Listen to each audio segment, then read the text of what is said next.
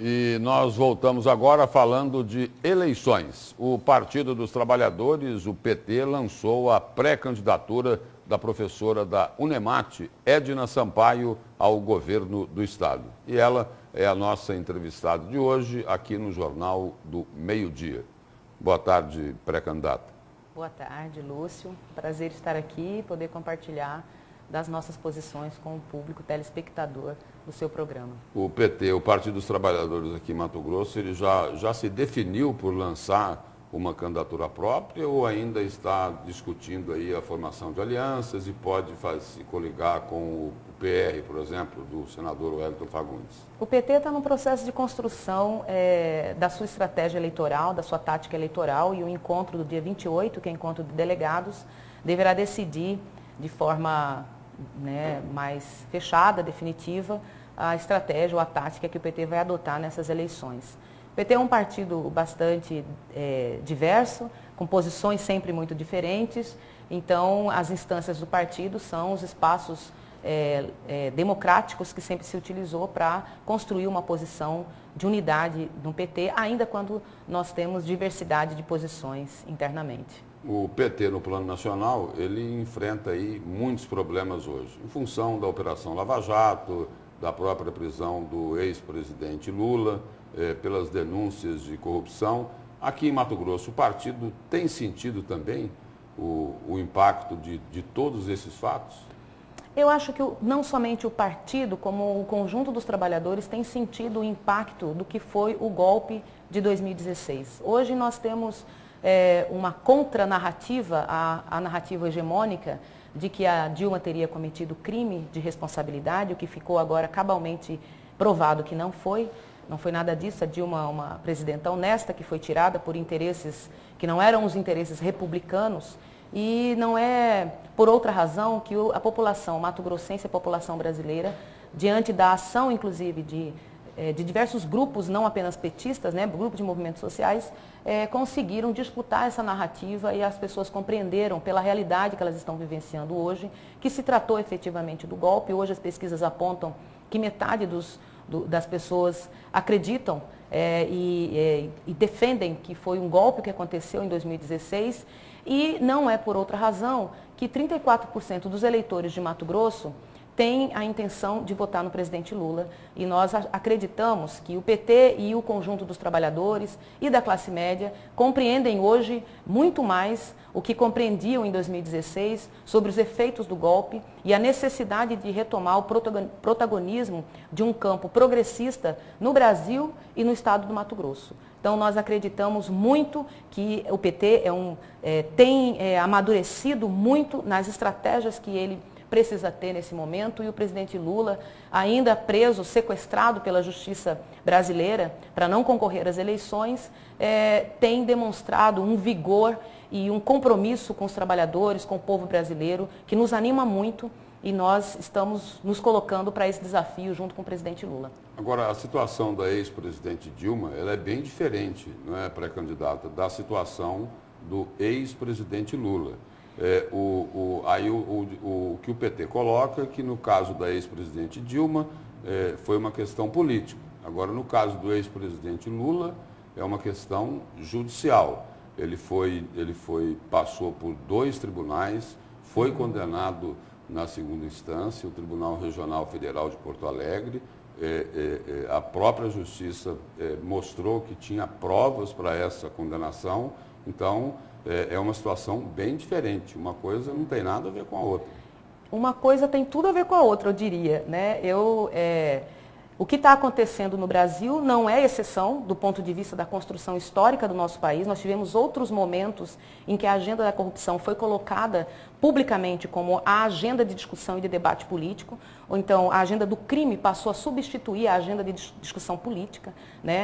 Nós tivemos o suicídio de Getúlio Vargas, que teve como processo que levou ao suicídio uma situação parecida com o que nós estamos vivendo hoje. Na América Latina inteira nós temos visto a ação contra os governos democráticos e populares. Aqui no Brasil, o presidente Lula se encontra preso e essa prisão ela já era anunciada muito antes, inclusive, do processo ter chegado. Agora, o que se discute hoje, os próprios advogados do ex-presidente Lula, se discute se pode ficar preso depois da segunda instância ou não. O aspecto, aquilo que a justiça apontou, de que ele se beneficiou com pagamento de propina, não está nem mais sendo combatido, esse aspecto. Porque a justiça teria provado que ele acabou se beneficiando com propina. A justiça não provou e existe uma discussão, não só no Brasil, mas como essa fora do roubalheira Brasil. na Petrobras não existiu? Essa roubalheira, então, essa é a questão. Tem um sociólogo muito interessante, que é o Gessé de Souza, que discute muito essa questão da corrupção e de como que nós subestimamos a corrupção, não só no Brasil, né? Nós trocamos a agenda política pela agenda da corrupção. O que está acontecendo no Brasil é que as classes trabalhadoras e as classes médias estão tomando consciência do que aconteceu nesse curto período em que o Partido dos Trabalhadores esteve no governo federal e promoveu as mudanças que as pessoas sentiram. Então, é um fenômeno você pensar como é que um presidente, um ex-presidente, que está preso há 90 dias, completando agora, consegue liderar em todas as pesquisas. Como é que um ex-presidente, mesmo preso e insistindo e desafiando a justiça a apresentar provas do seu crime, né, consegue ter a credibilidade de uma parte significativa do eleitorado? Os avanços, sem dúvida, eles ocorreram. Exato. Por exemplo, no Bolsa Família, no Minha Casa Minha Vida, nos investimentos em educação, no acesso à universidade. Sim. Agora, ladrão pode ficar em política? Quem rouba? Isso agora aqui num aspecto mais conceitual. Então vamos para o conceito. Da discussão. Tem como um corrupto ficar no poder? Isso não é muito ruim para a classe trabalhadora? Vamos para os conceitos, então. O que nós definimos como crime no Brasil tem classe e tem cor de pele. Por exemplo, se você pensar que a criminalidade no Brasil, a criminalidade no Brasil em qualquer lugar não é genética, então o que é que explica, por exemplo, nas prisões, a gente ter a maioria de pessoas negras? Se você pensar que o crime e a violência, o homicídio, são coisas que não são genéticas, ninguém nasce criminoso, ninguém se constitui como tal, o que é que, todos estão em tese sujeitos a serem vítimas de homicídio, o que é que explica no Brasil que 60% das pessoas que morrem sejam negras?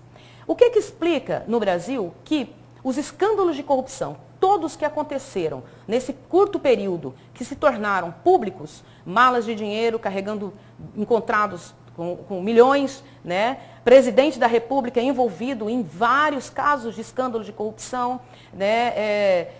Parlamentares ocupando cargos importantes e candidato à presidência da República, envolvidos, inclusive, em crimes de tráfico de drogas. O que explica que essas pessoas todas não sejam presas e o Lula esteja preso? A exemplo de Lula, todos esses aí que a senhora se referiu, também teriam que pagar pelos crimes que cometeram. Sim, mas qual foi o crime que Lula cometeu e que a justiça provou?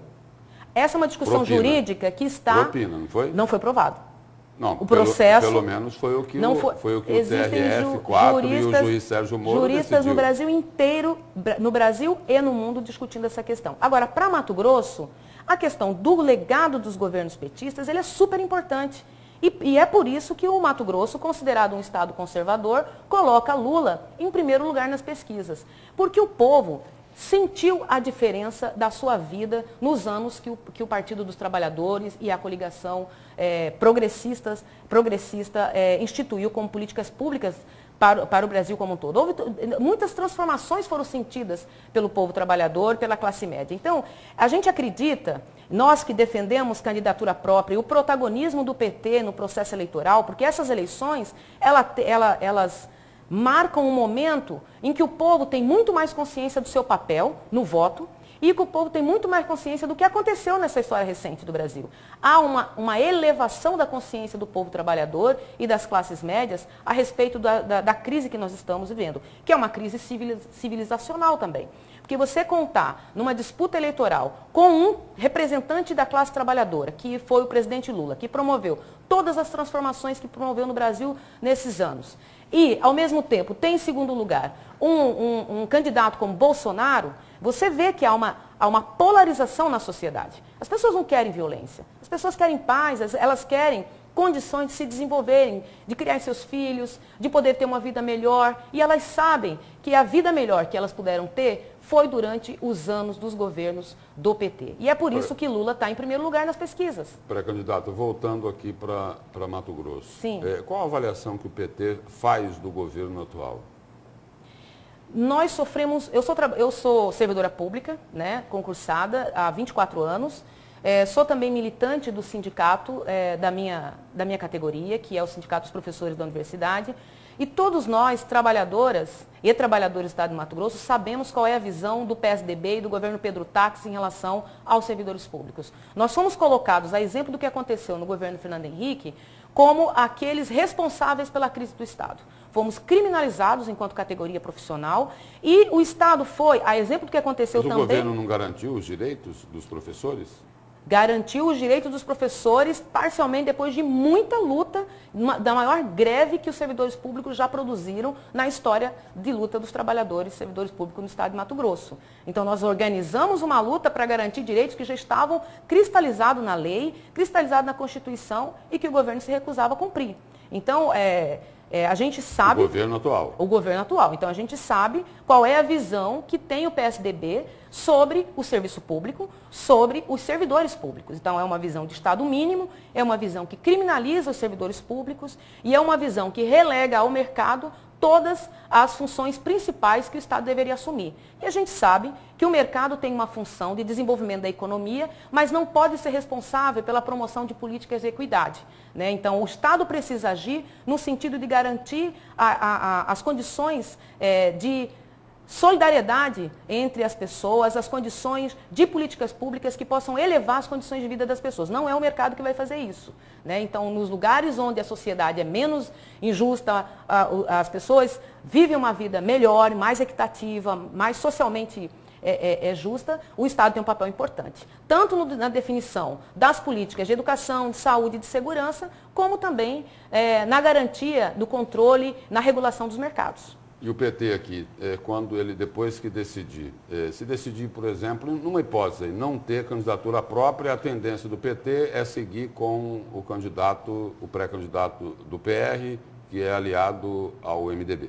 Essa seria a tendência natural do PT? Não sei se há uma tendência natural do PT. A tendência natural do PT seria afirmar aquilo que Lula está nos convocando enquanto petistas, enquanto simpatizantes do partido, enquanto classe trabalhadora, que é afirmar a nossa posição contra o golpe, que não é a posição, não é contra o golpe ao Partido dos Trabalhadores, mas contra os direitos dos trabalhadores e a agenda que foi aprovada, que foi votada, que caça nossos direitos, por exemplo, a terceirização, por exemplo, a destruição da CLT e agora que está sobre nossas cabeças a reforma da Previdência. Então, não é natural que o Partido dos Trabalhadores se alie a uma pessoa como Wellington Fagundes, que é representante e patrocinador do golpe e que votou contra as agendas, a favor das agendas contra os nossos direitos. Então, agora, a política é algo extremamente dinâmico e que traz em si a contradição. O Wellington Fagundes é um golpista também, é isso? Certamente, porque participou, votou a favor